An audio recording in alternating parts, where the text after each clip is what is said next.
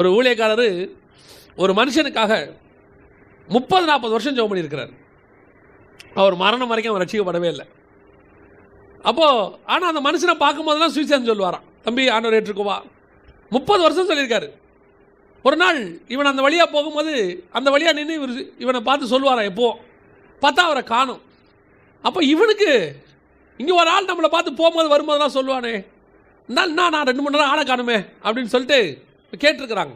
இப்போது கேட்டும்போது அவங்க சொன்னாங்களாம், அவர் நோய்வாய்ப்பட்டார்ப்பா, நேற்று தான் இறந்தார், இன்றைக்கி அவருடைய ஃபியூனரல் அப்படின்னா. இவனுக்கு ரொம்ப மனசு கஷ்டமாக போச்சு. ரொம்ப வருத்தப்பட்டு அந்த ஃபியூனரலுக்கு போயிருக்கான். அந்த ஃபியூனரலில் அவர் பாடி வச்சுருக்கிறாங்க. அந்த முகத்தை பார்த்தவுடன் அவனை அறியாமலேயே பாவ மன்னிப்பு உணர்வு வர தொடங்கியது. அந்த கல்லறையில் முழங்கால் போட்டு அவன் ஆண்டவரை ஏற்றுக்கொண்டான்.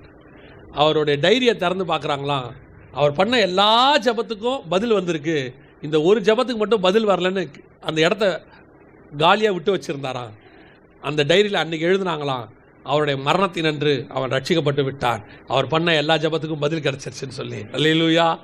நாம் பண்ணுற ஜபம், நாம் ஒருத்தனுக்காக ஜெபம் பண்ணால் நம் மரணத்தில் கூட கர்த்தர் ரட்சிக்க வல்லமையுள்ளவராக இருக்கிறார். உங்களோட ஜபம் ரொம்ப முக்கியம். Download ShareChat.